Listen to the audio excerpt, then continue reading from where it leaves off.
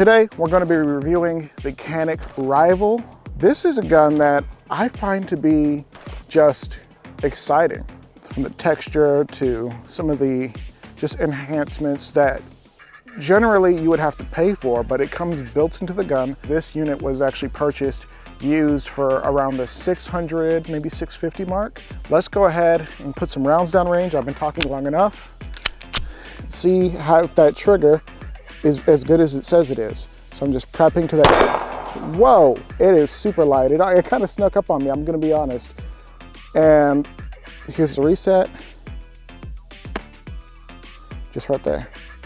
I don't know if you should be investing in the big boys when if you're looking for a great trigger, if you shouldn't be investing in one of these. I'm just gonna give you guys a quick demo because you're wondering, okay, so you're saying I don't have to spend $2,000 to get a great trigger? Yes, the gun is clear for those who care. And here is that trigger break, 90-degree trigger break. This is what's advertised. Boom, right there. And once you reset the trigger, here's the, wow, just ultra short, right? Right now, this gun doesn't have any red dot setups. It's just the iron sights, blacked out rear, fiber optic front. It does look like with this particular unit, if you take off the optics plate, your iron sights are gone. But this is really designed to be a competition gun. It's not necessarily meant to be a carry gun. Maybe that's a sacrifice.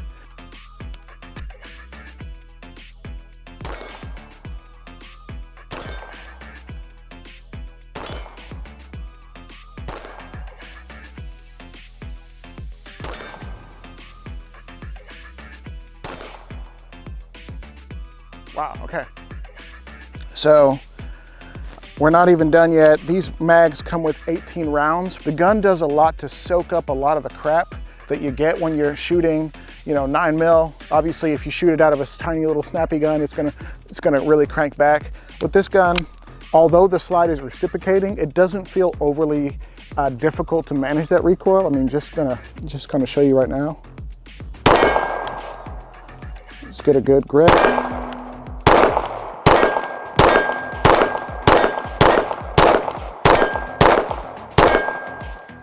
Yeah, if you practice good fundamentals and you really develop out that grip, you're going to get a really nice, I mean, I don't have any rounds in here right now, but the muzzle is not going to rise too much.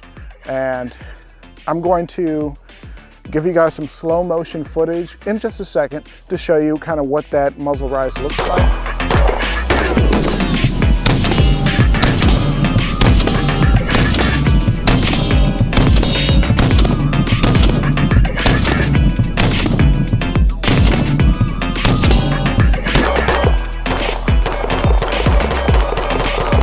Let's go through some of the cool features on this gun. Fiber optic front, slide, lightning cuts, slide cuts. This is an enhanced barrel. The guide rod is metal. It's really designed from top to bottom to be an ultimate racer. SFX Rival right there. It's a pretty gun. I think a lot of people are gonna see this gun and be like, ooh, maybe that's even too pretty. I don't know, it's up to you, buddy. I have an extended mag release for making sure you have a super positive contact with that. My favorite feature in any handgun is an oversized slide release, but it's also ambidextrous. 90-degree break, flat face trigger, some slight texturing on there, two-tone. This gun is just pretty, dude. Built-in undercuts, texture on the front strap, nice texture on the side. The rear is kind of an interesting texture. I wish it was a little bit more aggressive, even maybe a little bit more aggressive into here.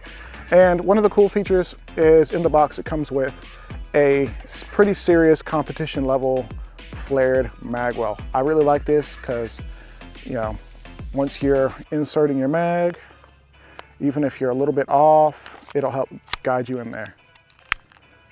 Boom, just like that. Yeah, this gun is pretty premium from top to bottom. I mean, all the standard things that you need, such as a picatinny rail, such as serrations up front for front cocking, loaded gun indicator, In the box, it comes with plenty of plates. If you would like to mount a red dot, you don't have to go out and try to buy 6 or 7. It all comes in the box and all for an affordable price. So make sure, like, that's the cool thing about Canik. It comes with the tools, it comes with the cleaning supplies, it comes with all, 1 second, guys.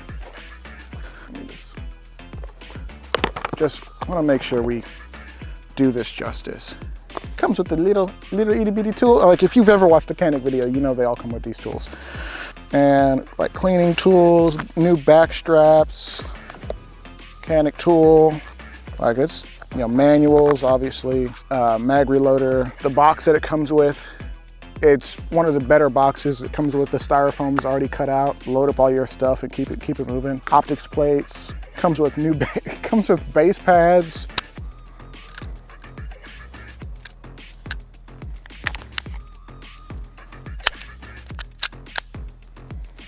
So one thing I will note is with one of these mags, I loaded it up to 18 and it was a little sticky. I think this one mag needs to be broken in a little bit because when I was racking it, it was a little slow to go back in. It wasn't very smooth. And that can happen. Obviously, no matter what you get, make sure to fit test everything. Make sure to run everything at least one time at the range. Get a few rounds down range. I say test all new guns with about 100 rounds before you really get into it. And we'll go from there.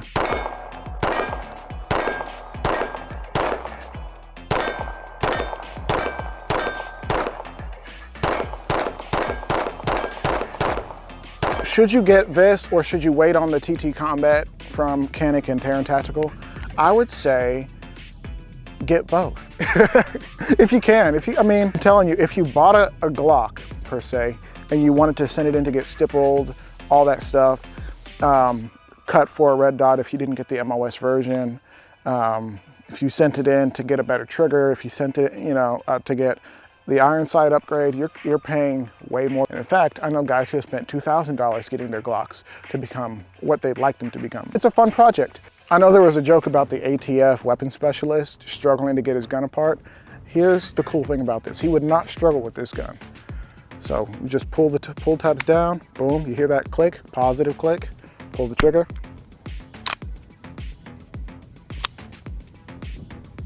I'm not going to show it on camera. I know YouTube's a little bit funny about that.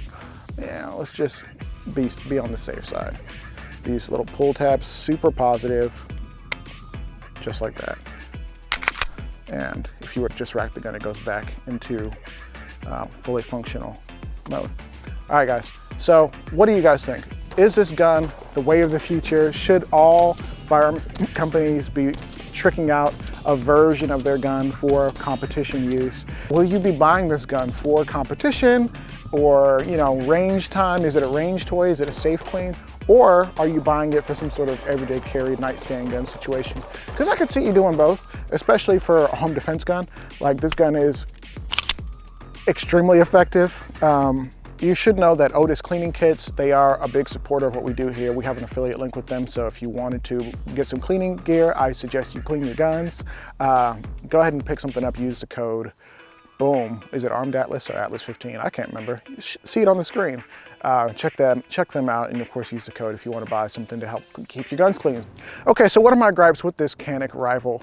Obviously, I kind of like the gun, but what are some of the issues that I would see for you if you wanted to go ahead and pick this up today and you don't have one already, or maybe you have one, you haven't even thought about this, is do you have a holster for this gun? Who makes the best holsters for Canik? Is it T-Rex Arms? Is it Filster Concealment? Is it, you know, Harry's Holsters? Name a holster company that makes holsters for the Canik rifle. Actually, list them in the comments, maybe help somebody out who's currently searching for one. Because I'm sure there's somebody who makes them, but it's not really great holster support from all your favorite holster manufacturers, and definitely not for all the different versions of the Canik. That said, if you want this, if you want something as pretty as this, as tricked out as this from the factory, this is what you want to get. And I think the price is worth it. Like, the value is there. They continue to load value into the gun. I need like an EDC gun. This isn't necessarily an EDC gun. Like, it's hard to appendix carry this. This thing is long, and really this is a competition gun. And if you're looking to get into competition guns, this is it. This is such great value in a gun. I don't necessarily wish it was cheaper, but I do want to acknowledge that Caniks have been going up in price, and that shouldn't be completely glossed over. So guys, make sure you check out my podcast channel, Costly Conversations Podcast. We've been doing live streams on Mondays and Thursdays. You know, obviously we can switch up the dates, but we've been having awesome conversations with guys like Mike from Tactical Consideration, Talon Sai from the Sunday Gun Day channel, if you remember that channel. All sorts of people in the firearms space, from firearms advocates to people who are just kind of curious, and maybe they're not even in the gun space, but they're on YouTube, they do other things, and they're curious about firearms, or they're gun owners, but you didn't even know, such as my guy Terry Warfield. He's a camera guy, but you know, he came out to his audience that he's actually a gun owner, and he went to the range for a vlog, and his audience got all upset, and he lost followers and stuff. We did an interview with him. Go check that out. I'm going to post it here. All right, guys, peace.